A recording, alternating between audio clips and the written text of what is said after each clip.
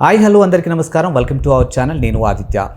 వైజాగ్లో జరుగుతున్నటువంటి ఎమ్మెల్సీ ఎన్నికకి సంబంధించిన అంశం గురించి మన అందరికీ తెలిసిందే. అనూహ్యంగా కూటమి అక్కడ ఎన్నికల రేస్లోంచి వైదొలగటం మనం చూస్తూనే ఉన్నాం.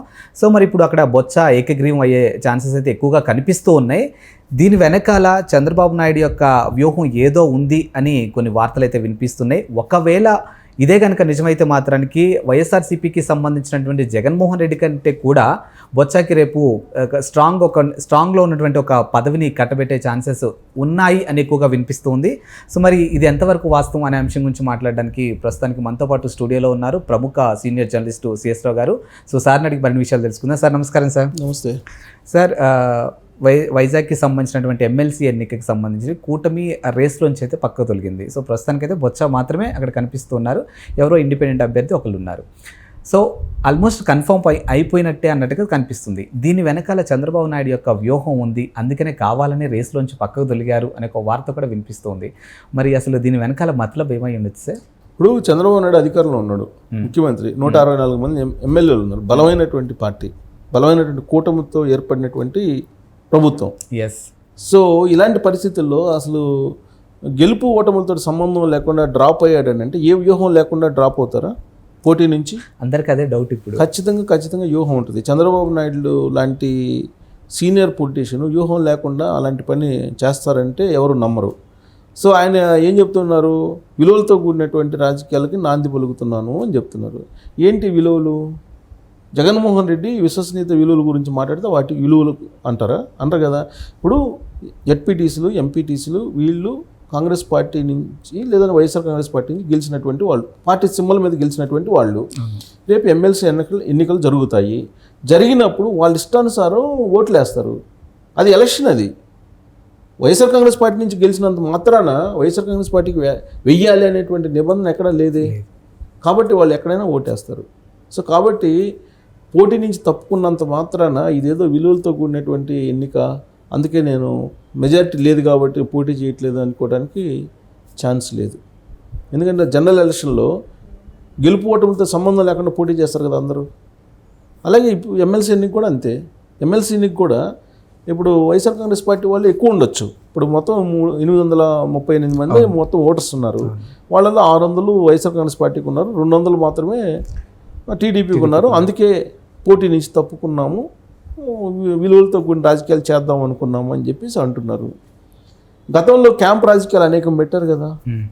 గతంలో ఎందుకు? ఇప్పుడు తెలుగుదేశం పార్టీ అధికారంలోకి వచ్చిన తర్వాత విశాఖ కార్పొరేషన్ వైఎస్ఆర్ కాంగ్రెస్ పార్టీ నుంచి తెలుగుదేశం పార్టీ ఆధీనంలోకి ఎలా వచ్చింది? మరి విలువలతో కూడిన రాజకీయాలు చేయాలనుకుంటే లేదు. ఇప్పుడు ఆల్రెడీ ఇప్పుడు నెల్లూరు కార్పొరేషన్ కూడా అదే అయింది కదా. రాష్ట్రంలో ఉండేటువంటి అనేక మున్సిపాలిటీలు, కార్పొరేషన్లలో ఇప్పుడు కార్పొరేటర్లు అందరూ లేదా మున్సిపల్ కౌన్సిలర్లు వైఎస్ఆర్ కాంగ్రెస్ పార్టీ నుంచి తెలుగుదేశం పార్టీలోకి వస్తున్నారు కదా. స్థానిక సంస్థల పరిపాలన మొత్తం మారిపోతుంది కదా. మరి వాటి విలువలతో కూడిన రాజకీయాలు మరి అవి అంటే ఒకవేళ విలువలతో కూడిన రాజకీయాలు అనుకున్నాము అని చెప్తే అది కాదు. దాని వెనక రాజకీయ వ్యూహం పక్కాగా ఉంది. మనకు చెప్పేటువంటి విలువలు, విశ్వసనీయత ఇవి కాదు. దీని వెనుక పక్కా వ్యూహం ఉంది. ఏంటి ఆ వ్యూహం అని అంటే, బొత్స సత్యనారాయణ ఎన్నికల ముందు నుంచి తెలుగుదేశం పార్టీలోకి రావాలని ప్రయత్నం చేశారు. ఎన్నికల ముందు నుంచే తెలుగుదేశం పార్టీలోకి రావాలని చాలా ప్రయత్నాలు చేశారు ఆయన. ఎన్నికలు అయిపోయిన తర్వాత తెలుగుదేశం పార్టీలోకి రావాలని చాలా తీవ్రంగా ప్రయత్నం చేశాడు అనేది కూడా తెలుసు అందరికీ. ఇలా తెలుసు, ఎలా చెప్తున్నారు అనొచ్చు మీరు. ఎన్నికల ముందే ప్రశాంత్ కిషోర్ ఏం చెప్పాడు? బొత్స సత్యనారాయణ తెలుగుదేశం పార్టీలోకి రాబోతున్నాడు, తెలుగుదేశం పార్టీ టచ్లో ఉన్నాడని చెప్పి ప్రశాంత్ కిషోర్ చెప్పాడా లేదా? చెప్పాడు. ప్రశాంత్ కిషోర్ చెప్పారు అని అంటే అదే వేగ్గా కొట్టిపారేయలేం కదా.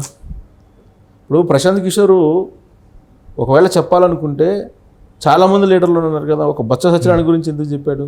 ఖచ్చితంగా తెలుసు కాబట్టి చెప్పాడు. తెలుగుదేశం పార్టీతో టచ్లో ఉన్నాడు ప్రశాంత్ కిషోర్. ఎన్నికల ముందు 2-3 సార్లు చంద్రబాబు నాయుడిని కలిశారు, లోకేష్ని కలిశారు. అప్పుడే కదా ఆ సందర్భంగానే కదా బొత్స సత్యనారాయణ టచ్లో ఉన్నాడని చెప్పింది ఆయన. సో కాబట్టి ఎన్నికల ముందు, ఎన్నికల తర్వాత బొత్స సత్యనారాయణ తెలుగుదేశం పార్టీతో టచ్లో ఉన్నారు అనే దానికి ప్రశాంత్ కిషోర్ చెప్పింది ఒక చిన్న ఉదాహరణగా మనం తీసుకోవచ్చు. తర్వాత ఆయన విద్యాశాఖను చేశాడు బొత్స సత్యనారాయణ. విద్యాశాఖ మంత్రిగా చేసినప్పుడు ఆ శాఖలో బైజూస్ దగ్గర నుంచి కానీ తర్వాత హాజరు, పిల్లల హాజరు కానీ, లేదా ఆ బ్యాగుల విషయంలో కానీ అనేక రకాల కుంభకోణాలు బయటకు వచ్చినాయి కదా. జనసేన పార్టీ బయటికి తీసింది ఆయన శాఖలో ఉన్నట్టు కుంభకోణాలు. మరి వాటి మీద శ్వేతపత్రం ఎందుకు రిలీజ్ చేయాల, ఎందుకు ఎంక్వైరీ చేయలేదు? ఇప్పుడు వేయాలి కదా. అంటే బొత్స సత్యనారాయణ విషయంలో రాజకీయ పరంగా ఎక్కడో ఒక సాఫ్ట్ కార్నర్ అయితే ఉంది.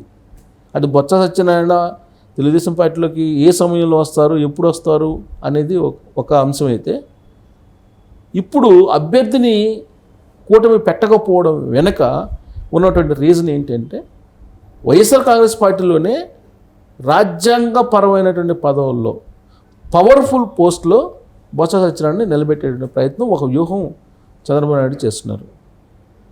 ఏంటి అని అంటే ఇప్పుడు ప్రతిపక్ష హోదా కోసం జగన్మోహన్ రెడ్డి ప్రయత్నం చేస్తున్నాడు. స్పీకర్ లెటర్ రాశాడు, అక్కడ వర్కౌట్ కాలేదు. హైకోర్టుకి వెళ్ళాడు, అది వర్కౌట్ కాదు, అది అందరికీ తెలిసినటువంటి విషయమే. సో ప్రతిపక్ష హోదా అనేది ఉండదు. ప్రతిపక్ష హోదా అనేది జగన్మోహన్ రెడ్డికి ఉండదు. రాజ్యాంగపరమైనటువంటి పదవి అది ఉండదు అనేది చాలా క్లియర్గా అర్థమైపోయింది అసెంబ్లీలో. అదే మండలిలో వచ్చేటప్పటికి వైఎస్ఆర్ కాంగ్రెస్ పార్టీ బలంగా ఉంది. బలంగా ఉన్నటువంటి ఆ పార్టీకి ప్రతిపక్ష హోదా వస్తుంది. అధికార పక్షం తెలుగుదేశం పార్టీ. సో ప్రతిపక్షం ఎవరు ఉంటారు? ప్రతిపక్షం వైఎస్ఆర్ కాంగ్రెస్ పార్టీ ఉంటుంది కదా, దానికంటూ ఒక లీడర్ ఉంటాడు కదా, ప్రతిపక్ష హోదా అనేది అతనికి ఇస్తారు కదా. సో కాబట్టి ప్రతిపక్ష హోదా బొత్స సత్యనారాయణకి ఇచ్చే అవకాశం ఉంది. ప్రస్తుతం ఎన్నికలు అయిపోయిన తర్వాత ఏం చేశాడు జగన్మోహన్ రెడ్డి? ప్రతిపక్ష హోదా అప్పిరెడ్డికి కల్పించాడు. ప్రతిపక్ష హోదా అంటే అక్కడ వైఎస్ఆర్ కాంగ్రెస్ పార్టీ లీడర్గా మండలిలో అప్పిరెడ్డికి అప్పచెప్పాడు. కానీ ప్రతిపక్ష హోదా ఇంకా ఇవ్వలేదు. లీడర్గా ఆటోమేటిక్గా లీడర్ ప్రతిపక్షంలో ఉన్నప్పుడు నీకు బలమైన ప్రతిపక్షం ఉంది మండలిలో, శాసన మండలిలో. సో మండలి ప్రతిపక్ష నేతగా అప్పిరెడ్డి ఉన్నాడు. సో అప్పిరెడ్డికి అఫీషియల్గా ఇవ్వాలి. ఇప్పుడు బొత్స సత్యనారాయణ ఎంటర్ అవుతున్నాడు మండలిలోకి. బొత్స సత్యనారాయణ ఎంటర్ అయిన తర్వాత ప్రతిపక్ష నేత హోదా బొత్స సత్యనారాయణకి ఇవ్వకుండా అప్పిరెడ్డికి ఇస్తే ఒప్పుకుంటాడా బొత్స సత్యనారాయణ? ఒప్పుకోడు. కాబట్టి ఖచ్చితంగా జగన్మోహన్ రెడ్డి అనివార్యంగా అప్పిరెడ్డి ప్లేస్లో బొత్స సత్యనారాయణని ప్రతిపక్ష నేతగా నియమించేలాగా లెటర్ ఈయనే రాయాలి పార్టీ అధినేతగా. ఓకే. సో అప్పుడు రాజ్యాంగపరమైనటువంటి పదవుల్లో పవర్ఫుల్ ఎవరవుతారు? వైఎస్ఆర్ కాంగ్రెస్ పార్టీలో బొత్స సత్యనారాయణ అవుతాడు. సో జగన్మోహన్ రెడ్డి గ్రాఫ్ రాజ్యాంగపరమైన పదవుల్లో పడిపోయింది. ప్రతిపక్ష హోదా అంటే క్యాబినెట్ హోదా. క్యాబినెట్ హోదాలో నీకు వైఎస్ఆర్ కాంగ్రెస్ పార్టీకి సంబంధించి బొత్స సత్యనారాయణ నీకు జగన్మోహన్ రెడ్డి కంటే కూడా పవర్ఫుల్గా ప్రోటోకాల్ తోటి ముందుకు వస్తాడు. ఎక్కడికి వచ్చినా, సభలకు వచ్చినా, సమావేశాలకు వచ్చినా ప్రోటోకాల్ ప్రకారం బొత్స సత్యనారాయణకి ఆహ్వానం వస్తుంది ప్రభుత్వం వైపు నుంచి. సో కాబట్టి జగన్మోహన్ రెడ్డి ఆటోమేటిక్గా తన గ్రాఫ్ని తనే పడగొట్టుకునేటువంటి పరిస్థితి వస్తుంది. ఇది ఒక వ్యూహంలో ఒక భాగం. లేదు ఇప్పుడు కనుక ఒకవేళ తెలుగుదేశం పార్టీ బిల్స్ ఏదైతే అసెంబ్లీలో పాస్ చేస్తాయో అవి శాసనమండలిలో ఆమోదం పొందాలి. ఆమోదం పొందనటువంటి పక్షంలో ప్రతిపక్ష నేత ఎవరైతే ఉన్నారో అతని మీద ఆధారపడి ఉంటుంది మొత్తం. తెలుగుదేశం పార్టీలో మొత్తాన్ని విలీనం చేసేటువంటి అవకాశం కూడా ఉంది వైఎస్ఆర్ కాంగ్రెస్ పార్టీని. ఓకే. దానికి కూడా ఉపయోగించుకుంటారు బొత్స సత్యనారాయణని. అంటే బొత్స సత్యనారాయణ ముందు నుంచి ఒక లైజనింగ్ తోటి తెలుగుదేశం పార్టీతో ఉన్నారు అంటానికి ప్రశాంత్ కిషోర్ ఎపిసోడ్ దగ్గర నుంచి ఇప్పటి వరకు జరిగిన పరిణామాలను తీసుకుంటే లేటెస్ట్గా కూటమి అభ్యర్థిని ఎందుకు డ్రాప్ చేసింది అనేటువంటి ప్రశ్నకి ఇంత రాజకీయ వ్యూహం ఉంది. సో చంద్రబాబు నాయుడిని మనం తక్కువ అంచనా వేయటానికి లేదు. ఆయన ఏదో కూటమి నుంచి అభ్యర్థిని తప్పించాడనగానే జగన్మోహన్ రెడ్డి చంకలు గుద్దుకుంటూ మేము చేసినటువంటి మంచిని ప్రజలు ఇంకా మర్చిపోలేదు, దానికి భయపడిపోయి చంద్రబాబు నాయుడు అభ్యర్థిని పెట్టలేదు అని ఆయన చెప్తున్నాడు. కానీ ఆయనకి ఆయన తెలుసుకోలేనటువంటి రాజకీయం ఇంత ఉంది దాని వెనక అనేది మనం ఒక విశ్లేషణ చేసుకోవచ్చు. అంటే రాబోయేటువంటి రోజుల్లో పవర్ఫుల్ ఎవరు అవుతున్నారు వైఎస్ఆర్ కాంగ్రెస్ పార్టీలో అంటే బొత్స సత్యనారాయణ అవుతున్నారు. ఆయన పవర్ఫుల్ ఉండి కూడా ఎవరితో ఉంటాడు? తెలుగుదేశం పార్టీతోటి, చంద్రబాబు నాయుడు తోటి లైజనింగ్ తోటి ఉంటారు. ఒకవేళ అది కుదరదు అని జగన్మోహన్ రెడ్డి రివర్స్ అయితే మండలి కేంద్రంగా చేసుకుని వైఎస్ఆర్ కాంగ్రెస్ పార్టీనే ప్రతిపక్ష నేత హోదాలో విలీనం చేస్తాడు తెలుగుదేశం పార్టీలోకి. అది కూడా మనం చూసే అవకాశం డెఫినెట్గా ఉండే ఛాన్సెస్ ఉన్నాయి. రాజకీయాల్లో ఎప్పుడు ఏదైనా జరగచ్చు. ఇప్పుడు ఇదంతా అప్లికేబుల్ అయితే ఓవరాల్గా జగన్మోహన్ రెడ్డి యొక్క రాజకీయ భవిష్యత్తు ఎలా ఉంటుంది? ఇంకా రాజ్యాంగపరంగా జీరో అవుతుంది. ఓకే. రాజ్యాంగపరంగా సరే ప్రజాక్షేత్రంలో ఆయన పార్టీ ఉంది 40% నాకు ఉందని చెప్తున్నాడు. సో ప్రజాక్షేత్రంలో రేపు ఎన్నికలప్పుడు ఎవరు గెలుస్తారు ఎవరు ఓడిపోతారు అనేది అది ఓటర్ల ఇష్టం. కానీ అప్పటి వరకు కాంగ్రెస్ పార్టీ బలపడితే ఈ వైఎస్ఆర్ కాంగ్రెస్ పార్టీ ఉంటుందా అంటే అది కూడా ప్రశ్నార్థకమే. సో రాజ్యాంగ పరంగా రాజ్యాంగ పదవులు మనం బేరీజ్ వేసుకుంటే the most powerful leader in YCP will be Botsa Satyanarayana. దీని వెనక ఇంత పెద్ద రాజకీయ వ్యూహం ఉందని చెప్పి మనం విశ్లేషణ చేసుకోవచ్చు. Thank you sir.